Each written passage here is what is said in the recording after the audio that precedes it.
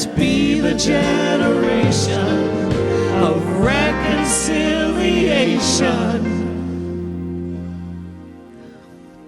and peace.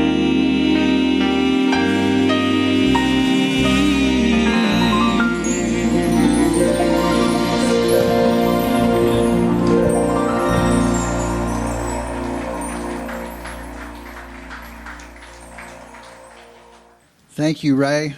3 hits. She knocked it out of the park on all of them, so thank you very much. At the first 2 services, I posed a couple of questions, and I pose it to you based on the song that we just heard. If not now, when? If not us, who? If there's going to be reconciliation and peace, when is it going to begin other than this generation with us right here? And when can it begin if not right now? I think that's the only time it can begin. So thank you, Ray, for reminding us of that. I have to say, since y'all did the second song early today, there's been something that's kind of been rumbling around in me, and I haven't asked it of the congregation, and it's a biblical question, so I just want to throw this out now. It's touched on in the song. What car is the only car mentioned in the Bible?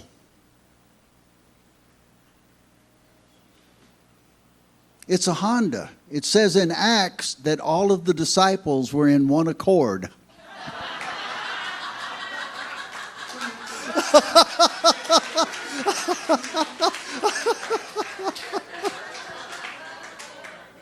So when I saw your song the first time, I thought, I have to share that. So,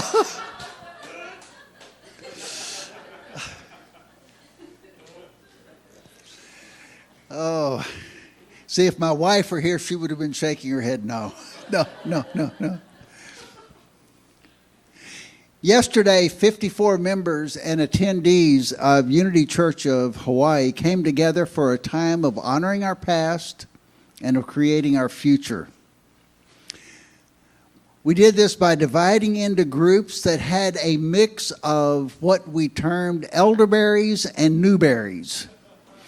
The elderberries were the folks that have been here since time immemorial.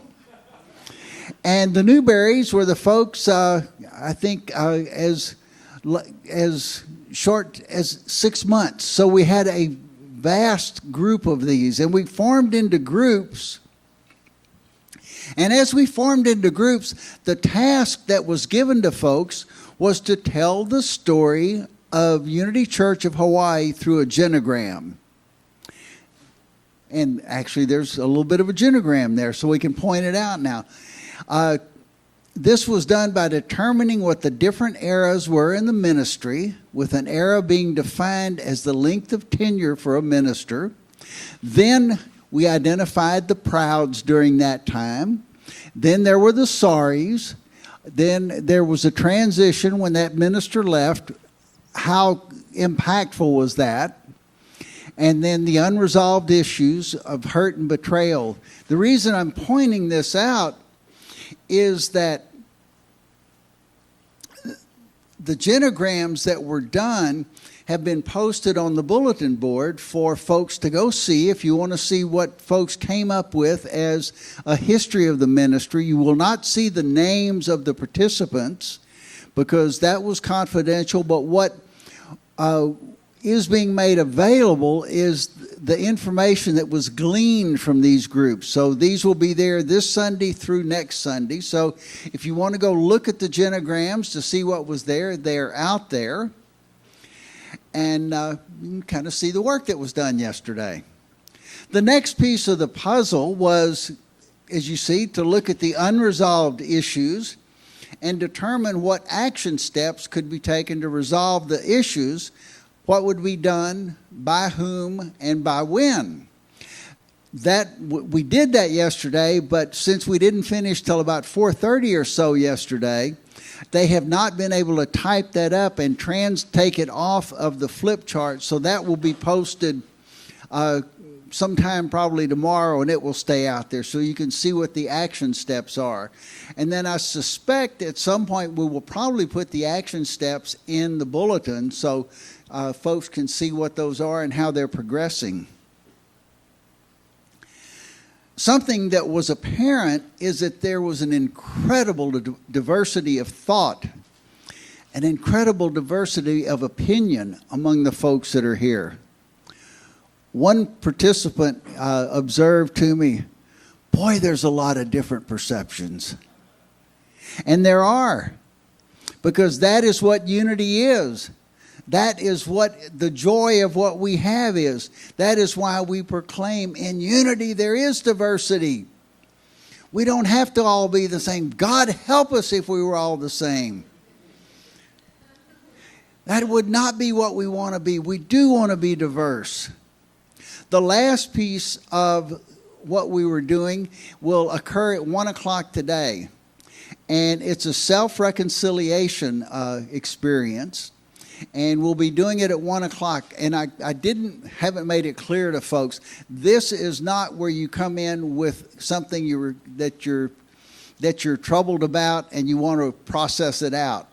The self-reconciliation is there something that you're ready to release and let go of, and this is the time to release and let go of it, not to process it. So if you were there yesterday, we invite you to come and be a part of it. Those who were there yesterday will be kind of first on the list. If anyone else would like to come and be a part of it, you can come and be a part of it, but it will be after the folks that were there yesterday. But you are invited to come and to be with us as that's done. Activities such as yesterday help us build a foundation for reconciliation. They help us build a foundation for reconciliation for ourselves, reconciliation between us and the Creator, and in our spiritual community. I think that it begins to bring us to where we can perhaps see the perfection in ourselves and in our fellow travelers that are on this spiritual university that we call Earth. The perfection is what I want to talk a little bit about today. As you'll notice, the title is Be Perfect. The question mark after the perfect. I grew up with an idea of perfection, and the idea that I grew up with was difficult to achieve under most conditions. Perfect was 100 on a spelling test. It was an A+ on a report card. And then I moved into high school and played high school sports, and I played high school sports in the 50s, and I assure you there was no perfection for a coach in the 50s. You could always do it harder, faster, meaner. There was no perfection. If someone ran a 100-yard touchdown, you could have done quicker. He almost caught you. I mean, there just was no perfection at that point in what I was growing up with. You were always able to do better. So somewhere deep in the recesses of my mind, I'm sure I believed that perfection was the only thing that I could accomplish, was that of being a perfect fool or a perfect idiot. Somehow I could achieve that. So with that as a background, I began to wrestle with this idea of be perfect. I don't really recall when I first heard the verse from Matthew, the verse that's regarding being perfect, but I'm sure that when I heard it, I believed that it was beyond my capabilities, that it was something beyond the capability of anyone. I mean, after all, be ye therefore perfect, even as your Father which in heaven is perfect? Whoa. I don't even know, I'm sure back then I didn't even know why they put it in the book. You know, it just didn't make any sense. It was something that was so beyond the pale. The more recent translation didn't help a lot. It said, be perfect as your heavenly parent is perfect. But it's still beyond what we could do if we have this inane idea of what perfection is. The idea that I had when I saw that was, I'm sure as many of you, that it meant making 100 on a test the same way God makes 100 on this test called life. God always makes 100, never makes an oops, and that's not what we do. So that was the struggle for me. So I found it impossible to relate to this verse because I truly believed it was beyond anyone's ability. The first time that I began to have an inkling that maybe there was another way to look at this was not because of something in the Bible. It was reading a book called Illusions by Richard Bach. And I will share with you that the book Illusions is one that I call an RBD. That means read before dying. It's that, to me, it's that important. It's just a wonderful, incredible book. In the book, Richard Bach is flying a biplane around the country with a man named Don Shimoda. And Don is the reluctant Messiah. And they've landed their biplanes in a field and they're laying out under the sky and they're looking up at the sky. And as they're looking up, Shimoda says, "Isn't that a perfect sky?" And Bach said, "Yeah, that's a perfect sky." So they kept laying there for 15 minutes and the clouds moved through and the sky changed from what it had been. And Shimoda said, "Isn't that a perfect sky?" And Bach, "Yeah, isn't that a perfect sky?" It was not a static event. It was not an experience that didn't keep going. It was one that kept changing. And as the sky kept changing, it kept expressing as perfect. So that started me on a journey of trying to understand perfection in a different way from what I grew up with. So I began to wrestle with, well, maybe perfection is not a state of being. Maybe it's not a destination. Maybe it's a journey. Maybe the journey of life is about the perfection. So was part of being perfect experiencing reconciliation with myself, with others of God's children? Is that part of being perfect? I think so. But it required a new understanding of God. I grew up with an understanding of God that God was somewhere out there. We talked a little bit about last week. That God was clearly separate and apart from me and my world. God was clearly separate and apart from all of us. God was there, we were here. The work that I've done with the Bible since I've been on a ministerial path, and the work that I've done in marginal communities of folks of poverty and folks that are being really marginalized in society, has really brought me into a new understanding of God. Some of those verses come from the Bible, but they're often overlooked and they're often ignored.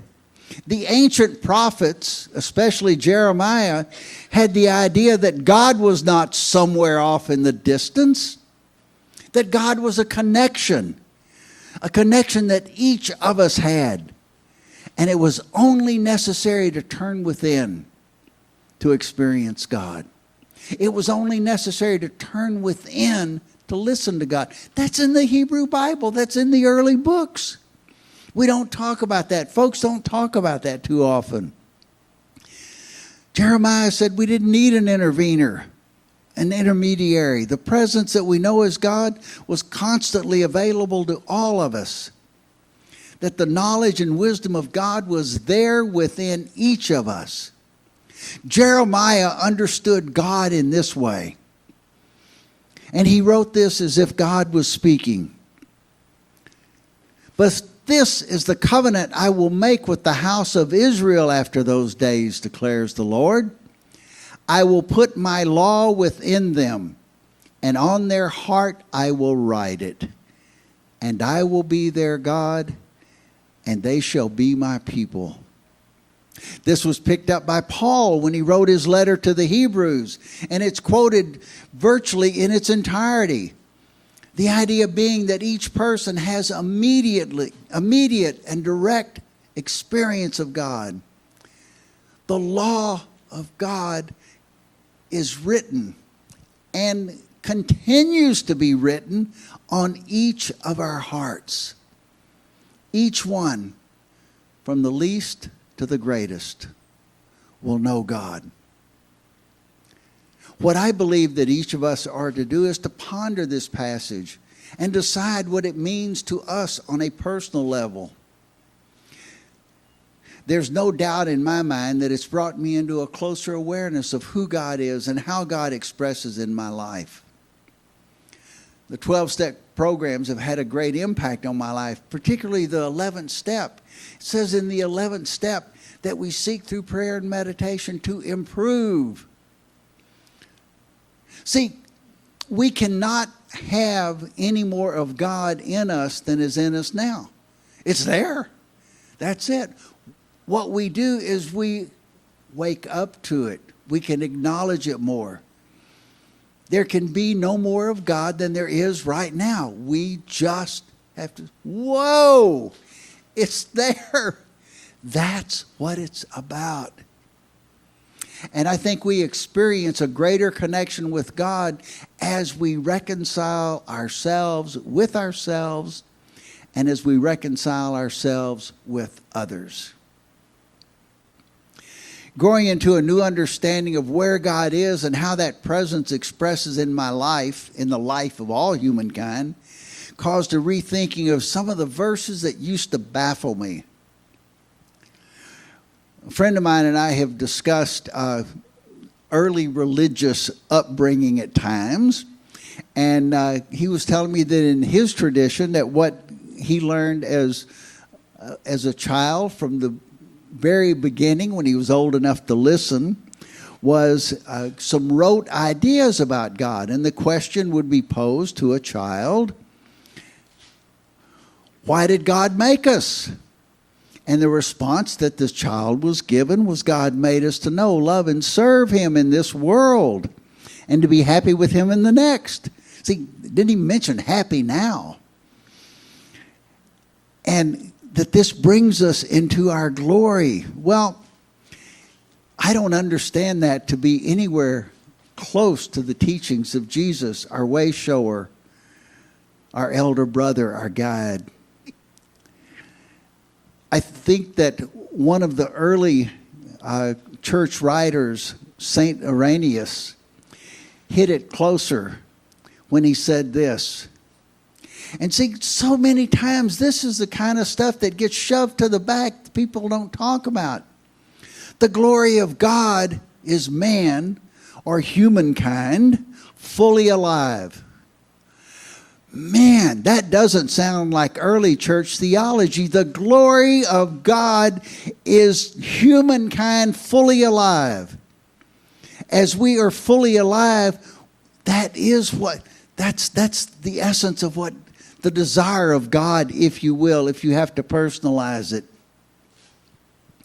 We are not here to be servants of God in ways that sometimes are professed by the church. We're not here to do sacrifice of animals. I mean, fortunately, they did cut that out a long time ago. We're not here to burn incense. That does not mean, please don't go out and say, Albert said we shouldn't burn incense anymore.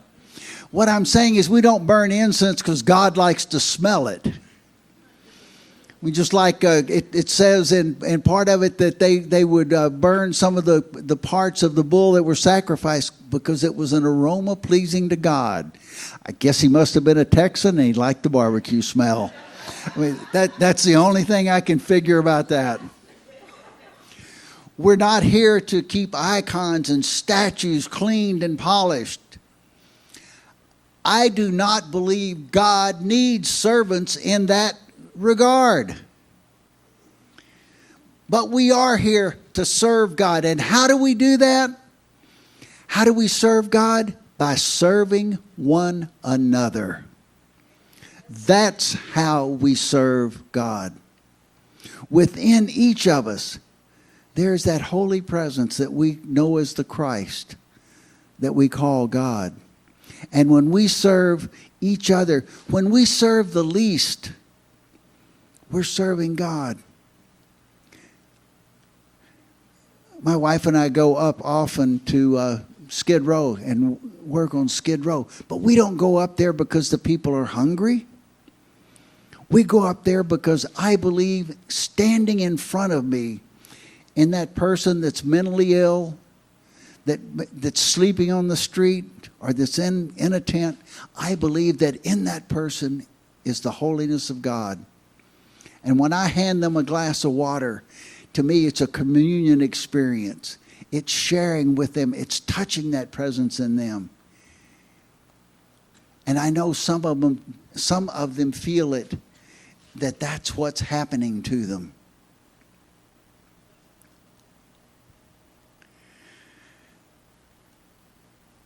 God revealed by Jesus,